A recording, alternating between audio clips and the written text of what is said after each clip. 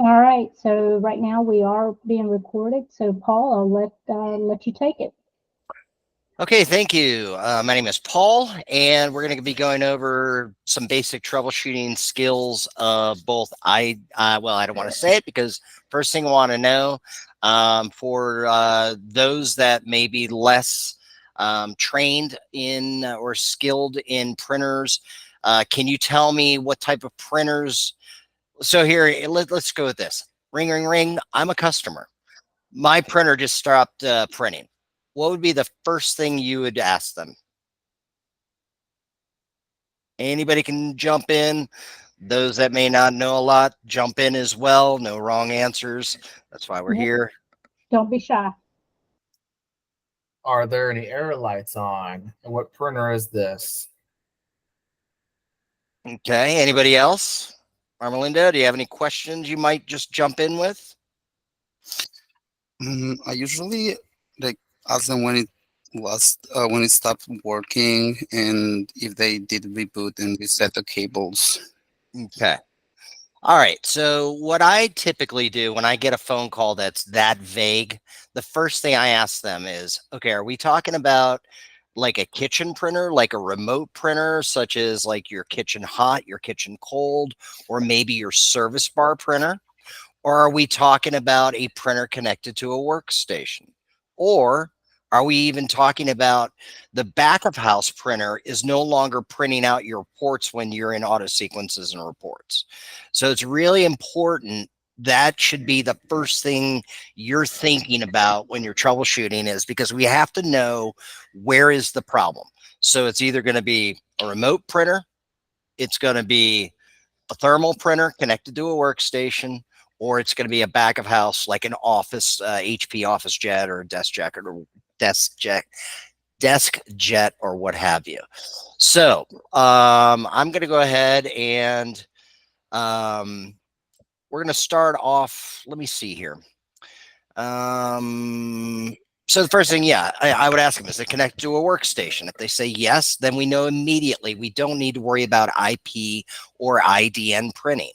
Those are your remote printers. Those are the two ways they can be configured in Res. And again, not going platform specific, but that's kind of where I'm going to focus. So let me go ahead and share my screen and we'll kind of go through everything here of kind of what I've got up. All right. So as everybody should be seeing my troubleshooting IDN and IP printers hardware.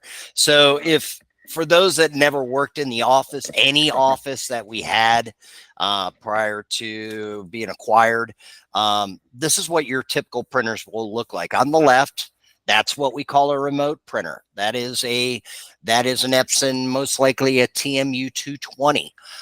They may say, oh, it's a 220B or it's a 200B, but most of the models do the same exact functions. There might be just newer models out that they will give you, but you can definitely find out, is this in the kitchen, is it at the bar, or is this at a workstation?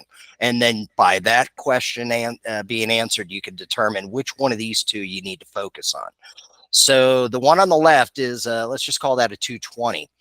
It can have different types of paper in it. It will not work with thermal paper. Okay, only the one on the right has a thermal head that burns or heats up the paper and creates the print on the thermal paper. The one on the left can be a one ply, what we call a one ply, where it's just a roll of paper that prints out. It does have a ribbon in it. Inside of it, we'll see some pictures here shortly that'll kind of demonstrate that. So it is an impact printer, meaning it has a print head that slams against the ribbon and then makes contact with the paper, thus printing out a ticket. You can also have two ply, meaning it's got a white and yellow copy, and very rare circumstances, a three ply. You probably will never come across one of those. That's just the different types of paper. So now let's go here. And so again, basic thermal printer layout here. Okay, on the bottom, the things I want to focus on though are, you've got your switches here on the front. This is the switch right here, or excuse me, this is the control mechanism to open up the door. this little thing right here. And then you've got different lights that will show you, you know, the power is the top one, that should be green. If they have an error light, it'll be the middle one and it will be red. And then also the one on the bottom right here is the paper out LED. That will be red. If there's a problem with the printer being out of paper, but it may not be out of paper, and we'll get into that as well. The other thing I want to show you on the bottom, this little area right here is a little door with a screw on it. It's a Phillips head screw. They can usually use a butter knife or anything in the kitchen if they can't find a screwdriver.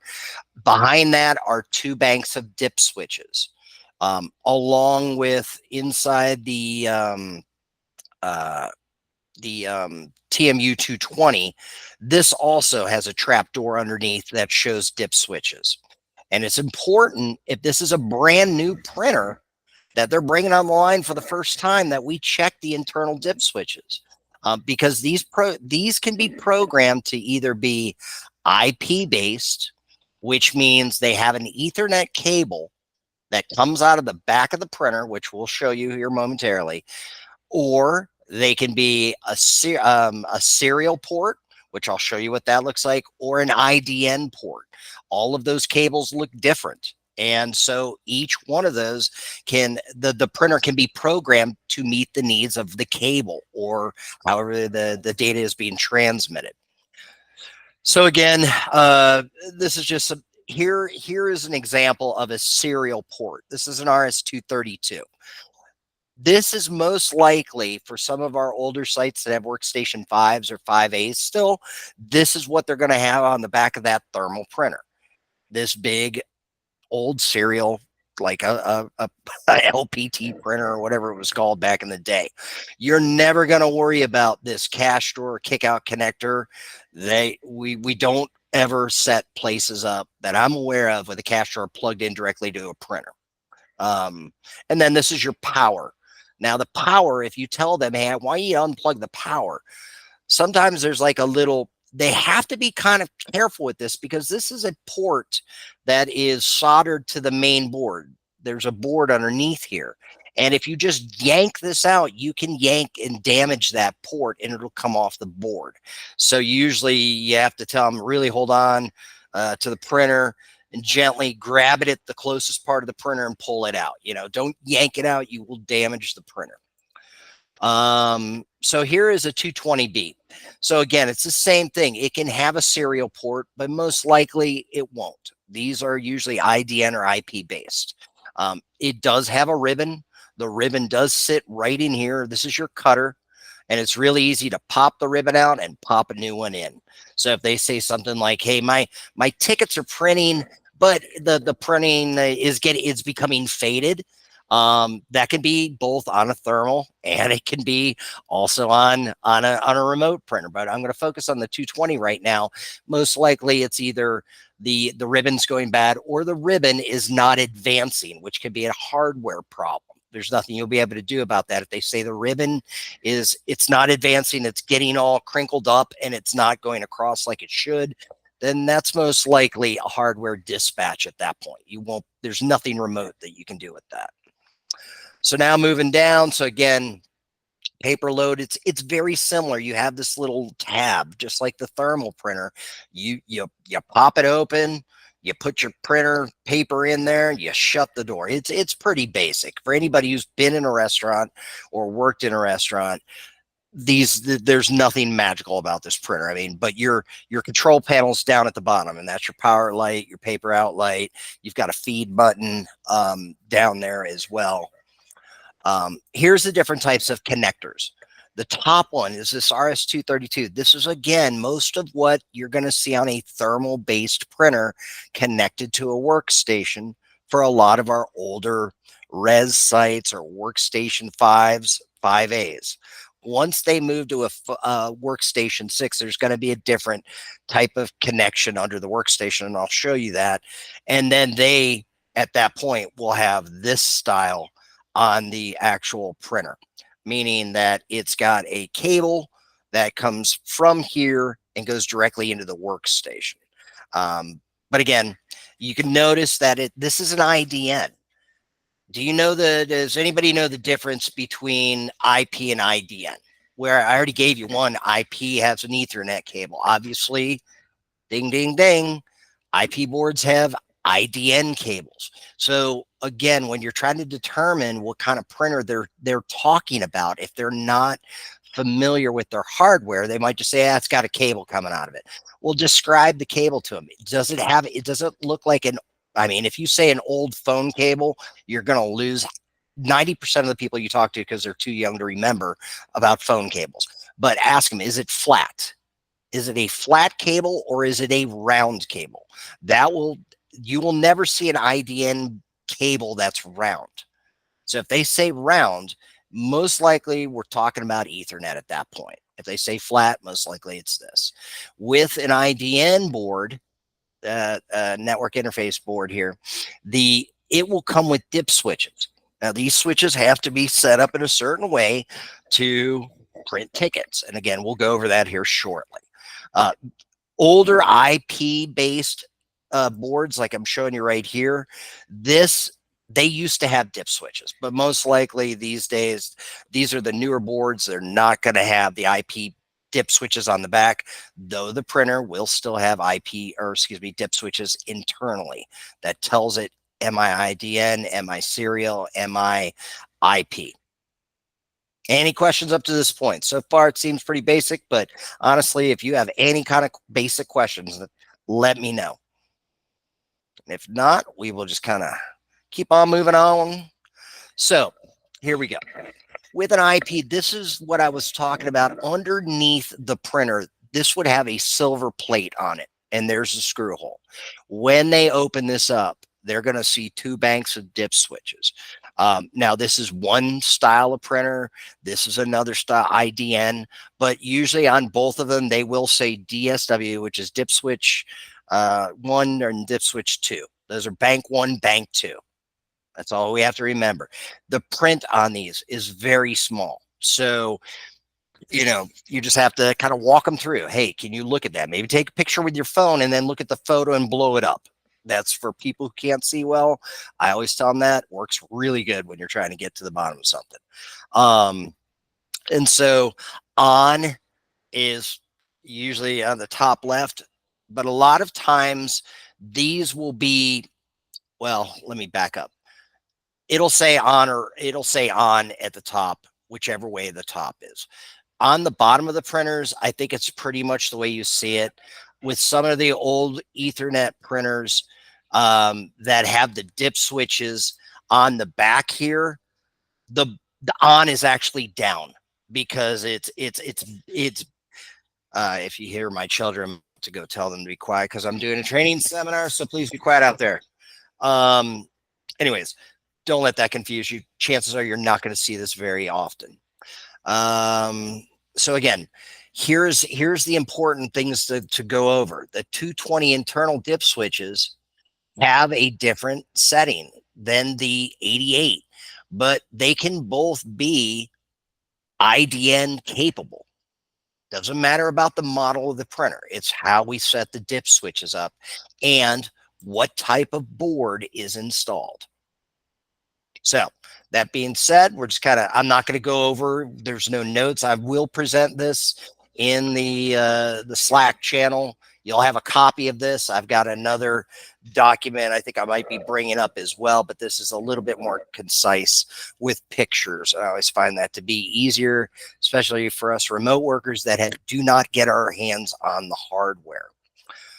And again, so looking at, okay, let's just say we determined this is an IDN printer, all right, that they're calling about. Well, we've got to make sure that the IDN exterior dip switches are set properly. Well, how do we know what they should be? I'm going to move this down and I'm going to get into a site and share the site with you so that we can determine what we're talking about. So let's just imagine this customer here, and I'm going to sign in and share the screen with you. All right. stop sharing. We're going to share this screen now, and that's going to be this. Okay. So they called in, their printer's not working. Okay, we determined this is one of their remote printers in the kitchen. So I'm going to come into the configurator, and I'm going to go under devices, and I'm going to go under devices again. This is where we program workstation, and you list out all the workstations because you have to figure out, you have to say it's a network node or it's a printer. But this is where your thermal printers, like this is for workstation 101, 102. So this site has a combination of workstation 6s and older 5s. Not very common, but you will run across these type of sites. So now we've got right here. As soon as I click on this, I can tell right off the bat, most likely this is IDN. IDN printing is usually controlled by a workstation. IP printers typically are controlled by the server. And we would typically back in the day try to get people off of IDN because, well, let me pose the question. What's wrong with a workstation controlling a printer? If the workstation goes down, it doesn't work. Ding, ding, ding. Give that man a gold star. That's exactly right. So if they bring this workstation down 101, it's going to take out it's going to take out any printer that's configured to it. So this is, it's too many places where a part can break. So that's why we try to get rid of IDN boards and switch them to IP, because it's a lot, chances are if the server goes down, doesn't matter what's going on with your printing, that you're going to have problems. But if you have a workstation go down, that can really affect your kitchen. So I already know this one's being controlled by 101. All right, so then here's a typical how it's set up. It's an IDN 220. I mean, we can look at the 3 different settings that you've got here. You've got standalone roll. This would just be well, I can't even remember the last time I saw a standalone roll, a printer type setup. It's usually auto roll, Epson TMU 220, or an express thermal. That's what you're going to see right here.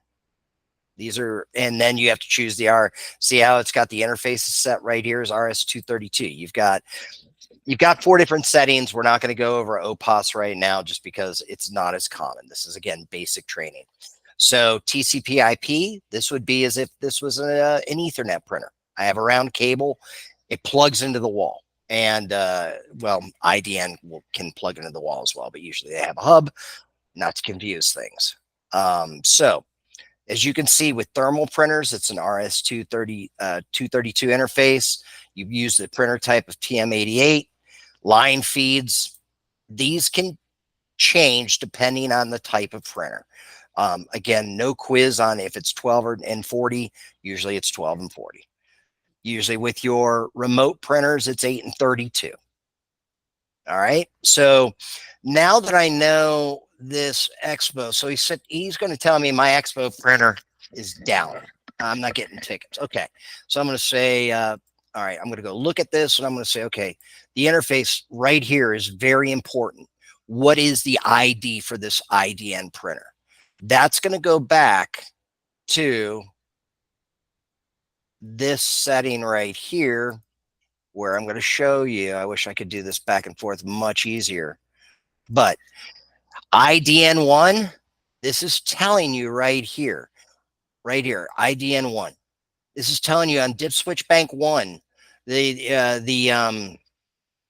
what needs to be on and off as far as the dip switches go. Same with, what is it? Dip switch 8, everything is off. So DS1 and then DS2. This is a little confusing. I'll see if I can clean this up and get a better description of exactly what they are. I've got them printed out. This just looked prettier, so I kept it in. But it's important to know, because with an IDN, with IDN printing, you have to know what the dip switches are set internally, or on the back, excuse me, on the back as well. because the you've got 1 through 8 here, and they have to be set a certain way, depending on the ID that they're set up with.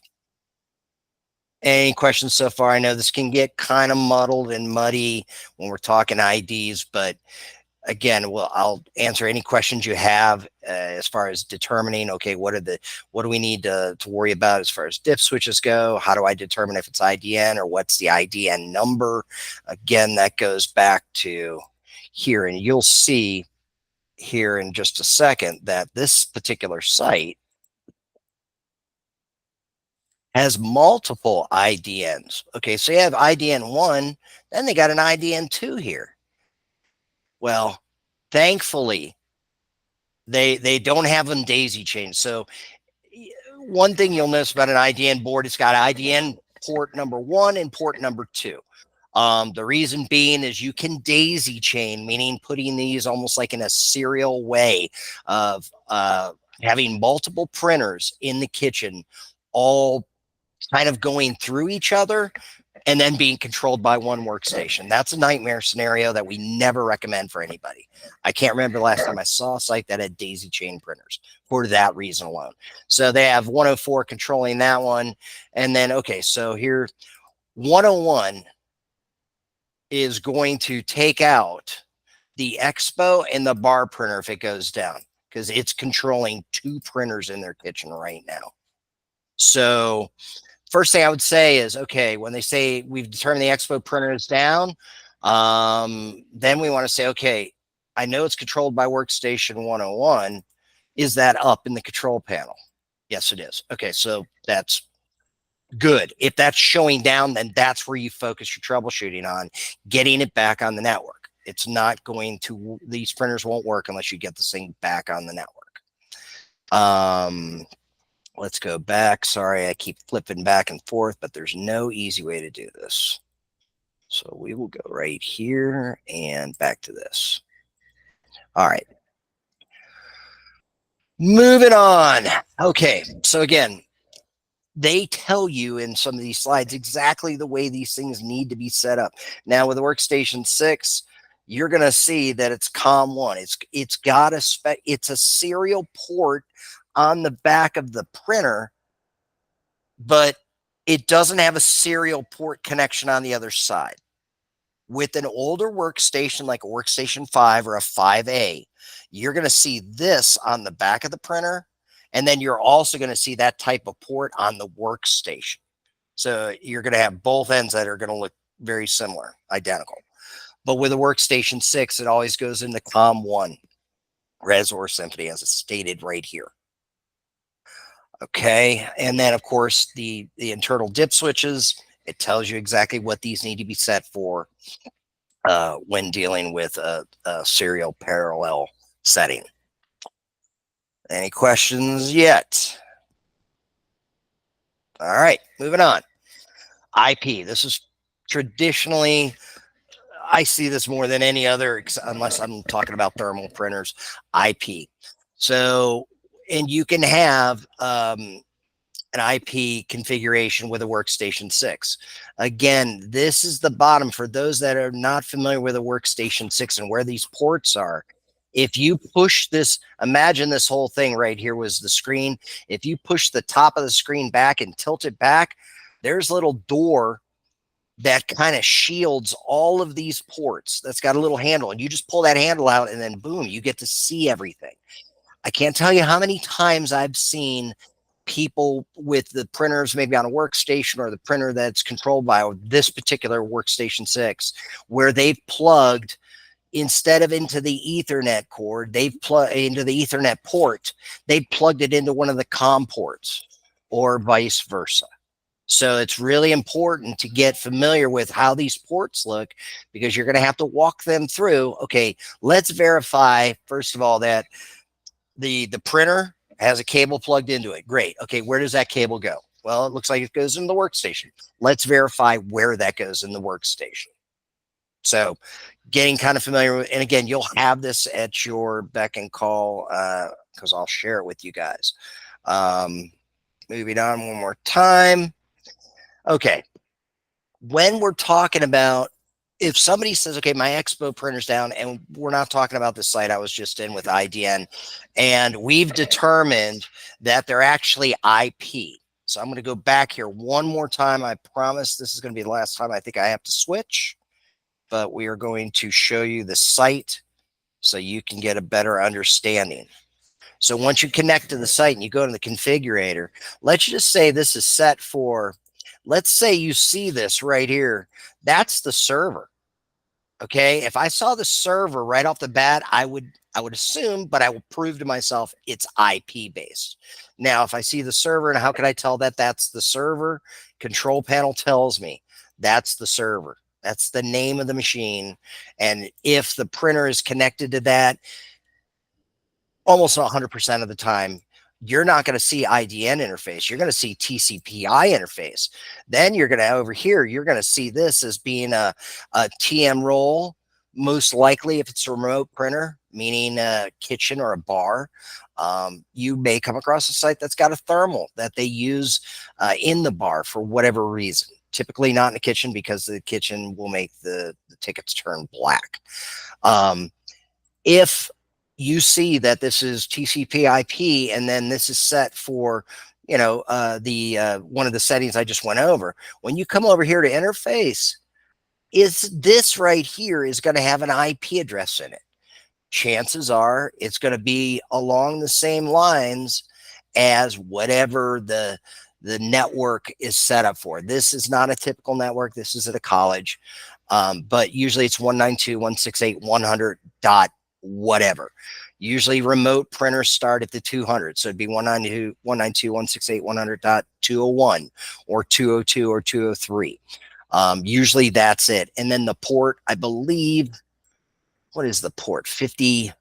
Anybody else want to jump in with that? What's the port? Is it 50, 8100? Gosh, I should know that. I'm giving this training class, but it'll usually be in there. Trust me. Then what else can I say? There's nothing on this tab about kitchen display, because there's nothing we need to worry about, or ILDS. So really, these are the three that you're looking at. So then, if you know that it is an IP printer, first thing I would do, come down here and ping 192.168.100. Whatever the printer is. So if the Expo was a 201, ping 192.168.100.201 and let it go, and see if it says request timeout, or if it comes back with where it's hitting the ping and it says how many milliseconds it took. If you see that, then you know it's at least on the network. If you see a request timeout, that tells you the IP printer is not communicating with the server. You can't do that with an IDN. You can go through IDN. We'll do a validation test here in just a minute to show that, but that's a different utility that's on a workstation.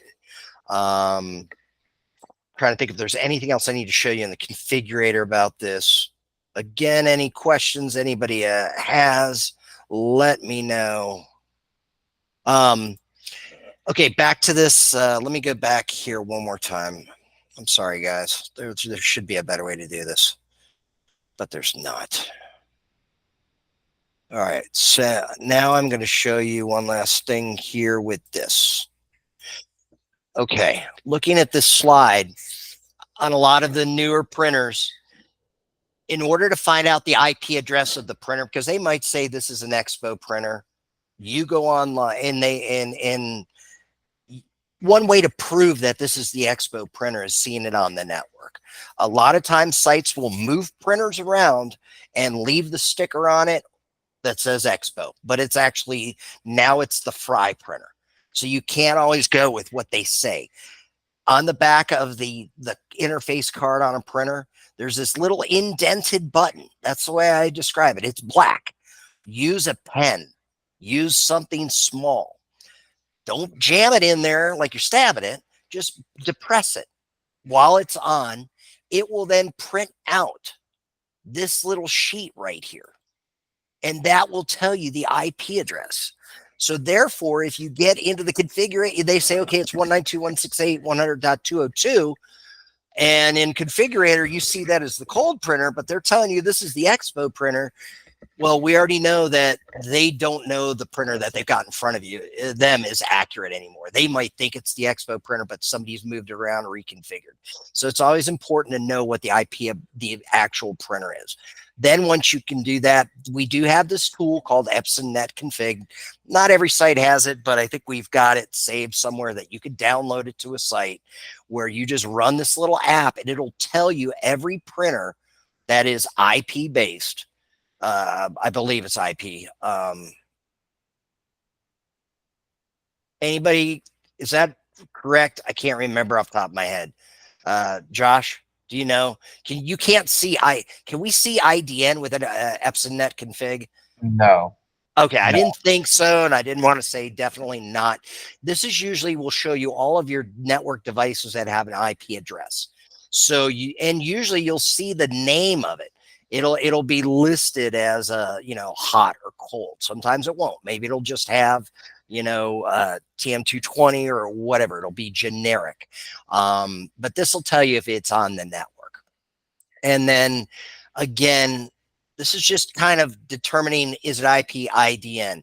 Once you get to that point, troubleshooting these things should go pretty much, they should mirror each other, except, sometimes an IDN will be plugged into a small, what we call like an IDN hub. It's not even a switch. It's a hub with multiple ports in it where you can plug multiple IDN cables into it. That acts kind of like a switch, so that one cable coming out of the hub goes to the wall because they don't have 4 IDN runs or what have you. So sometimes they'll tell you it's in a little white box, and that's usually the hub. With any printer, the first thing I do is reseat the cable ends. Like you said, Armelinda, I would turn the printer off. I would reseat the cable at the printer and wherever it terminates. It's either at a hub or it's at the wall. Same thing with a thermal printer, especially a serial printer. If it says printer communication failure when they're trying to print out a guest receipt, and it's a serial printer because you've looked, you see it's a serial port on the workstation and on the printer, then you turn the printer off. I usually turn the workstation off. It's got 2 thumb screws going way back up here. You'll see how these work. You've got these 2 thumb screws that connect to the printer. Usually I will have them undo that, plug it back in, screw those back down, turn both devices back on. Most of the time that will fix a printer communication failure with a serial port printer with an older workstation. It usually just needs to be reseated. And here's your IDN. This is where that flat cable, pull out this is a 6-pin to a 9. I think that's called a biggie small back in the days. So it's like, it looks like it's an Ethernet, but it's not really an Ethernet port. These, I believe, are 8 pins on Ethernet. So you just have them reseat the cable, unplug it, plug it back in, do the same thing at the wall. Do the same thing with an Ethernet printer. Unplug it, plug it back in both sides. Turn it back on. And then see if you can ping it on the network. With this one, you won't be pinging it. You'll be doing a confidence test, which again, we can go through at another time, because then you have to get into the workstation, you do the confidence test, you look for the IDN printer, you do a test print. I guess we can go through that quickly while I've got you, because there's no more on the slide that I think I need to share. So one last thing I'm going to go over, because I know we're starting to kind of get punched on our time. Let's go back to my site. So let's just say this printer's down. I know that it's controlled by Workstation 101. I'm going to get into Workstation 101. Now, again, you have to know the IP addresses of things. So come here to 91.33. And typically our password is micros. So with this, I will minimize ops. It's a right click with the mouse. We can come in here. I don't know if I can do this quickly with, I think I might have to go. Okay, we'll do it on Workstation 6. So, but it's I have to get into the Windows desktop in order, because with a workstation 6, you can't see what the number needs to be. And so when I come over here to the confidence test, this is exactly what you're going to see on a workstation 5. And I'll just get in on workstation 5. You come over to printers, you're going to come over here and you're going to see IDN. Well, because I'm not in the right account, I'm not seeing any printers listed here. If this was a workstation 5 or a 5A, or I logged out of Windows and logged into anything but operations like Micros, the other user account, you will then see that IDN printer show up right here. When you see that, you can do a print test data, ask them, is anything printing out of the kitchen or out of the printer? Yes. Okay, great. Chances are you, by reseating and rebooting the workstation and the printer, that solved the problem. I always reboot the workstation that controls an IDN printer, not just the printer. So that's why I wanted to show you in Configurator how to determine what controls it. That's the only reason I went through all this trouble. But once you know that, then you can start doing that, and then you can do a full cut or a partial cut. That's what these two buttons are. So we know if the cutter is working. Let's get back out of here. Reload ops. Bring that back up. Any questions about Configurator at this point? Any settings, or did I go too fast?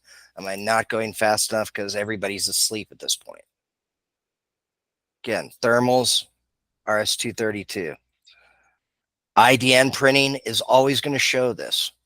If it's IP based, you're always going to see this. It's really that simple. But to get back to the troubleshooting questions, I always find once you know kind of what type of printer you're working with, I'm just going to get out of the site now. You can then focus on the right questions that you need to be asking. So I'm trying to think if there's anything else. I mean, basic troubleshooting. I mean, I'm not going to go into back of house troubleshooting. That's a whole different ball game when you're starting to do HP printers and stuff like that. But that gives you, again, your IP that'll print out. Then you could start going from there. We do have this tool available. That tool, when you can use the tool to go in and actually reconfigure the printer.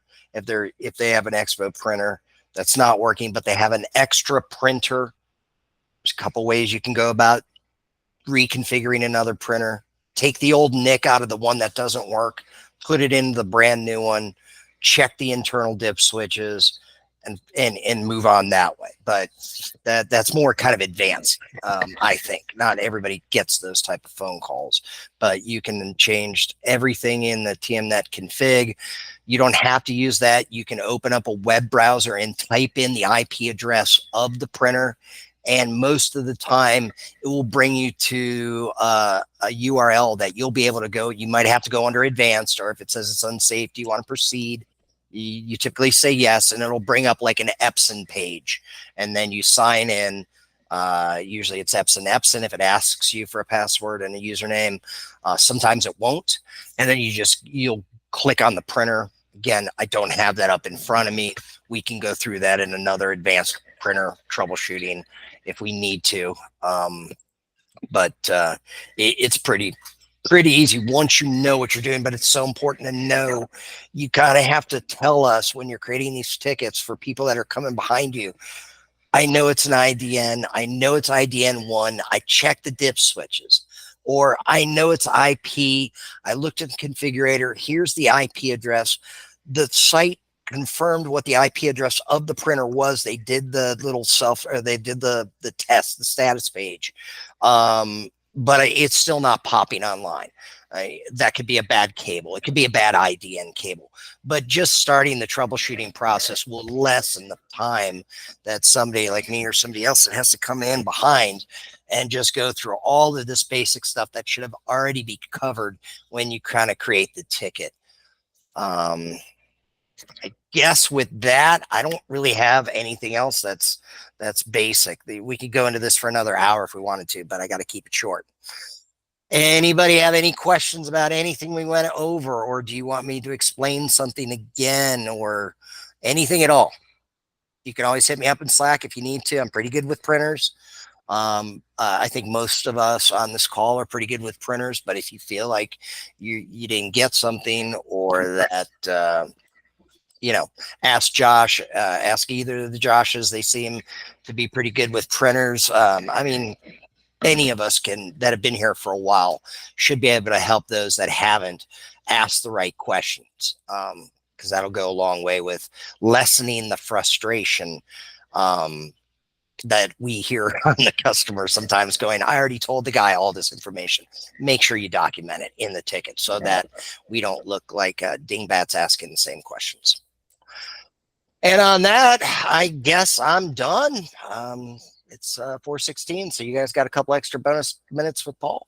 I guess we'll see you later. All right. Thank you, guys. Thanks, Paul. Hey, no Thank problems, you. guys. Sorry, that's real boring and basic, but again, some people don't even know, have never seen what these things look like, never put their hands on it. So some of us that worked in the office had these things, and you could actually see what the customer's seeing. So Yeah, and Paul will I'm- post this PowerPoint into that channel. yeah, that this you will have go up access to there. that as well. Yeah, I'll be sure to print that, or post that up for everybody. So yeah, Armelinda, if you have any questions about printers, let me know. It's one of the easiest things to get your head wrapped around, I promise. Perfect. Thank you. All right. Thanks. All right. Bye, everybody. Bye.